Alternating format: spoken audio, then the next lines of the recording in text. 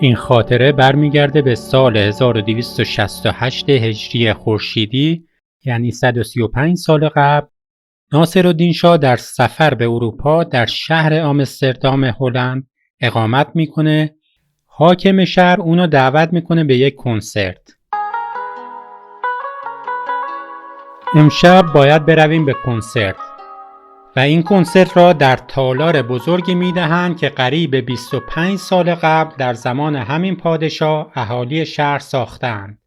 خیلی تالار وسیع مرتفع با شکوهی است. حاکم و مهماندار و امین السلطان و بعضی از ملتزمین همراه بودند. وارد تالار شدیم. جمعیتی از زن و مرد در آنجا نشسته بودند. حاکم گفت گنجایش تالار 7000 نفر است و 7000 نفر هستند، اما به نظر ما 5000 بیشتر نیامد. تمام مردم برخاستند و راه باریکی دادند که ما گذشتیم. در حقیقت دالانی بود. دو طرف آدم، زنها و دخترهای خوشگل زیاد بود. از نزدیک دیده می شدند و این همه آدم تمام طوری نگاه می کردند و چشم دوخته بودند که آدم خجالت می کشد. رفتیم در مقابل. جلوی ارگ صندلی بزرگی برای ما گذاشته بودند. نشستیم. حاکم و مهماندار و امین السلطان و همراهان همانجا نزدیک نشستند. موزیکان زدند، ارگ زدند. ارگ زیاد صدا میداد، میپیچید به این تالار بزرگ. بعد زن خواننده‌ای آمد آواز خواند. خوش لباس بود و چندان بدگل نبود، اما آوازش به گوش ما مثل زوزه سگ می آمد. مردم تعریف می کردند و خوششان می آمد، اما ما که نفهمیدیم چی می گوید. از اینجا برخاستیم. آن طرف مقابل سن تمام مردم پشت به کنسرت کردند و سن را تماشا می کردند. پرده بسیار خوبی بود و جنگل و درخت زیاد دیده می شد.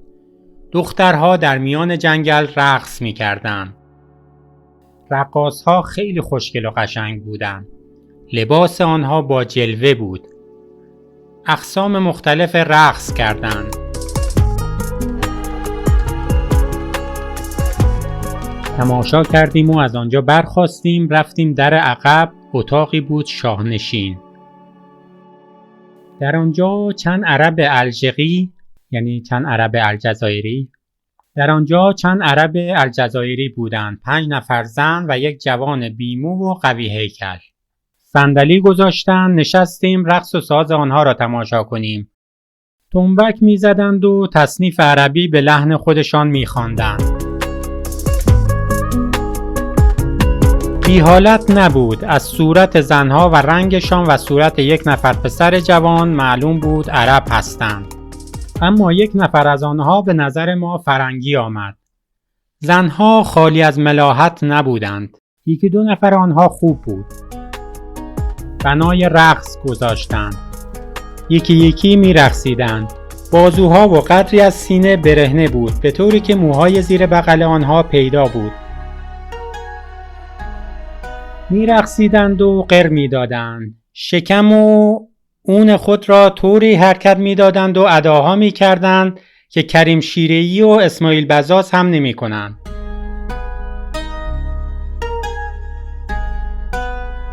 اما حقیقتا این حرکات و جنباندن شکم و بدن خیلی عالی بود.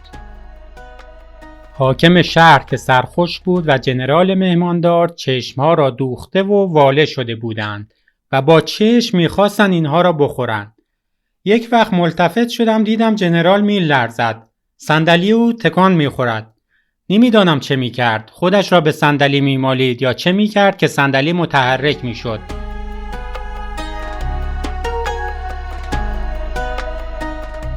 یک نفر از زنها بالای صندلی مرتفعی نشسته بود. پر طاووسی بالای سرش مثل رئیس این رقاص‌ها بود. او هم می رقصید، اما مثل زنهای دیگر غر نمی داد. معقول تر بود.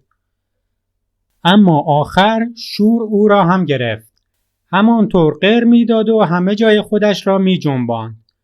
گاهی هم آن جوان با یکی از زنها با هم می رقصیدند و به هم می چسبیدند و غر می دادند و اون خود را تکان می دادند و می رقصیدند. خلاصه تماشا داشت.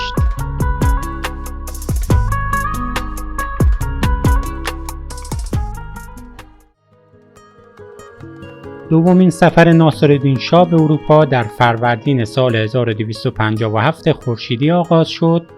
او در این سفر ابتدا به روسیه رفت و سپس عازم کشورهای مجارستان، آلمان، فرانسه و اتریش شد. خاطره‌ای که در اینجا میشنوید مربوط به حضور او در فرانسه و رفتن او برای تماشای یک مسابقه اسب دوانی در روز 26 خرداد 1257 خورشیدی است.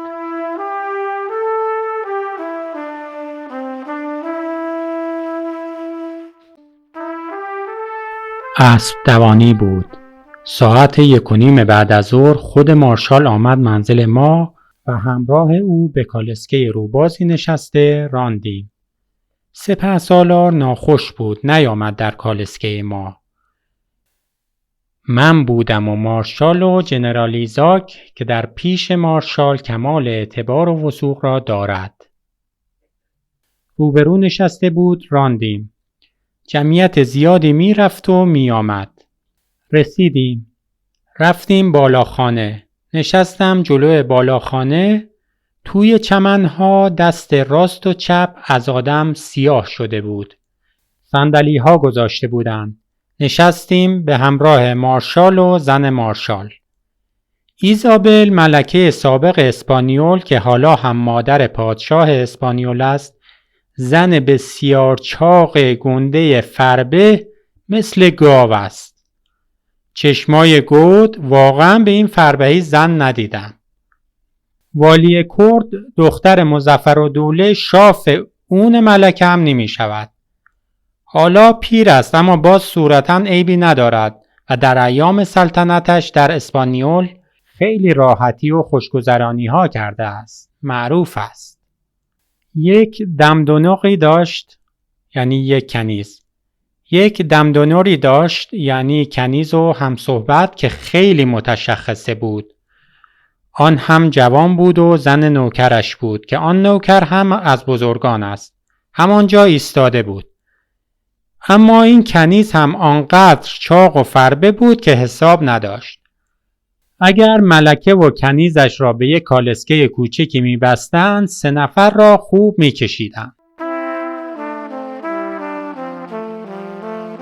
ایلچی اسپانیول که مرد بسیار بدگل، بدریش، پیر و ابرو سیاهی بود، آن هم آنجا بود. ایلچی کبیر است. اسمش مرکی دومولوناس است. زنش هم نشسته بود. زن بدرنگ پیر بدگلی بود. اما یک دختری داشت که در حسن و وجاهت مثل نداشت. چشم و ابرو سیاه، خوش زلف، خوشگیز، خوش دهن و دندان. خلاصه به افسوس گذشت.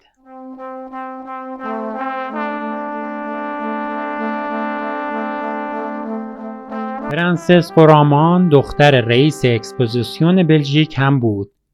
مثل یک ماه نشسته بود. زلف پریشان، سرگیزها لوله کرده. حقیقت به تعریف نمی آید. جای افسوس است. پرنسس کلانتن دختر لوی فیلیپ هم بود. برخلاف اولی زن پیر نجسی بود. خیلیا بودند. همه معرفی شدند. با همه صحبت شد. 2 زن ایتالیایی هم بودند. بسیار بسیار خوشگل که از زنهای همراهان دوک دوسی بودند. متصل می‌خندیدند و همه کس کشاله می‌کردند رو به آنها صحبت می‌کردند. حتی ما هم حمله برده قدری صحبت کردیم. در این بین باران هم آمد. یک دفعه جمیع صحرا چتر سیاه شد که مردم به سر گرفته بودند. هر کس از زن و مرد که بیرون می آید یک چتر در دست دارد. با مارشال و جنرال ایزاک به کالسکه نشسته راندیم. کالسکه و جمعیت طوری سر راه را گرفته مراجعت می کردند که امکان عبور نداشت. همونطور کوچه شانزلیزه کالسکه بود. روی هم و پیاده. امکان نداشت سوزن بیندازند. آنقدر زن خوشگل در کالسکه ها دیده شد که حساب نداشت. بالاخره پلیس و گزمه ها طوری راه جلو را باز کرده کالسکه ما گذشت. رسیدیم به منزل.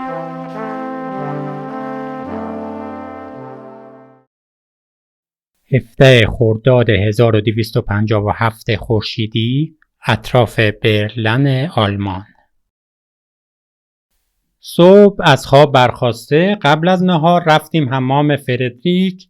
توی آب غلط خورده شستشویی شد. سیاچی و باشی و شاهزاده لخ بودن. حاجی ایدر هم بود. بعد آمدم بیرون، رخت پوشیده رفتم منزل نهار خورده، بعد پیاده رفتیم خانه منچیکوف. خیلی دور بود، گردش کنان رفتم. عکاس و محقق و سیاچی و فراخان و باشی و موچولخان هم بودن. زن و مرد و بچه و غیره راه می رفتن. پیاده، سوار کالسکه. این روزها مسافر غریب هم زیاد آمده است. آدمای عجیب و غریب، زنهای خوشگل.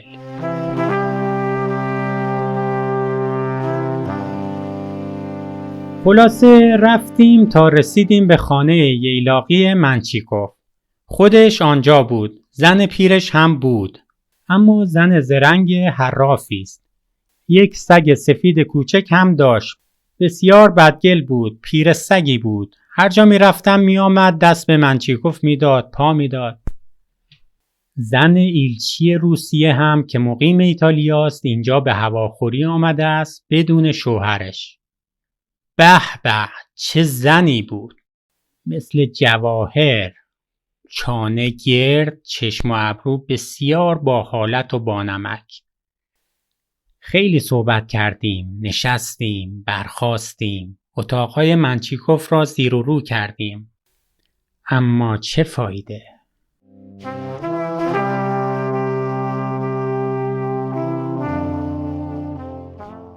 امشب در تالار و عمارت کلوب مجلس باله و رقص است.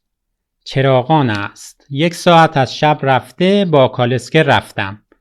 سپهسالار هم بود. داخل مجلس شدیم. تالارها همه روشن. زن و مرد نجبای فرنگی و غیره همه جمع بودند. به خصوص در تالاری که کوچکتر بود دور تا دور صندلی گذاشته زنهای زیادی پیر و جاهل نشسته بودند. مرد هم بود. پشت سر یک دسته سازچی بود. ما هم رفتیم بالای سر زنها، طبقه بالا صندلی گذاشته بودند، نشستیم. اول مجلس قدری به سکوت گذشت. سپهسالار گفت خانوما خجالت میکشن که رقص کنن. گفتم ابتدا بکنند و هیچ خجالتی نکشند.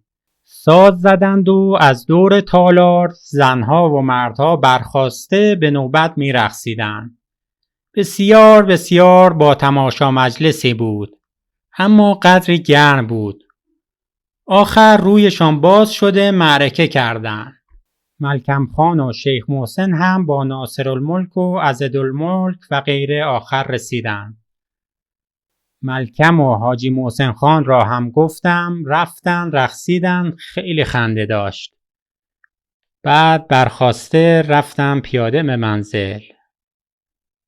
جمعیت زیادی بود، چراغان خوب. خوابیدم، شام خوردیم، الحمدلله تعالی.